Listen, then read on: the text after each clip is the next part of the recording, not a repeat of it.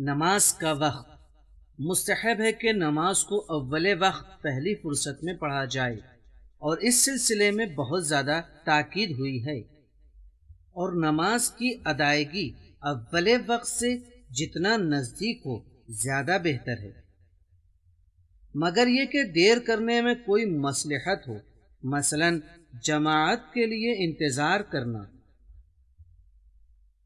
البتہ اگر وقت زیادہ باقی ہو اور کوئی دوسرا کام ہم پر واجب ہو جائے کہ اسے فوراً انجام دینا چاہیے، تو ہم کو نماز میں تاخیر کرتے ہوئے اس ضروری اور فوری واجب پر پہلے عمل کرنا چاہیے۔ مثلا قرض خواہ اپنے پیسوں کا مطالبہ کرنے آ گیا، یا مسجد پاک کرنا ہے، یا مسائل نماز وغیرہ کا سیکھنا۔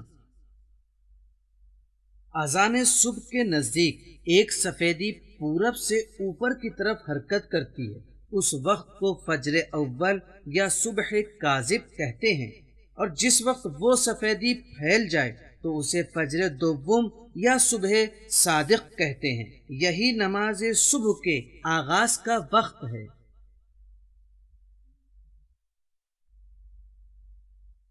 جو سورج نکلنے تک رہتا ہے اور ان دونوں وقتوں کے درمیان صبح کی نماز ادا کی نیت سے پڑھی جاتی ہے۔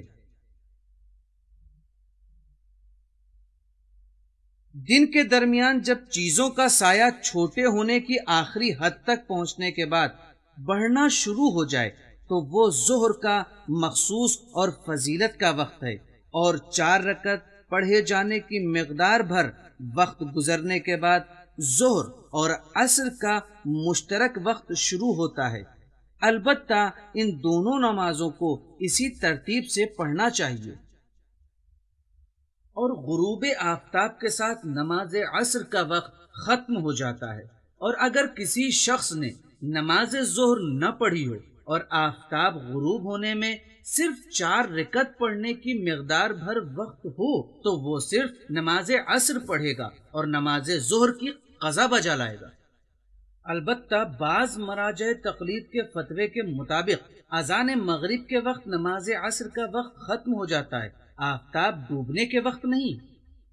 سورج ڈوبنے کے بعد آسمان کے پوربی حصے میں ایک سرخی پیدا ہوتی ہے جو تقریباً 15 سے 30 منٹ بعد زائل ہوتی ہے۔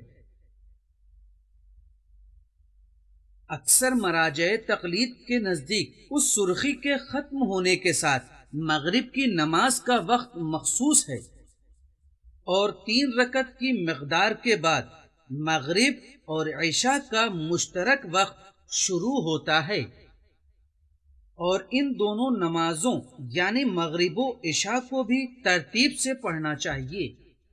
آدھی رات نماز عشاء کے وقت کے ختم ہونے کا وقت ہے، جو ظہر شرعی کے وقت سے تقریباً 11.25 گھنٹے بعد آتا ہے۔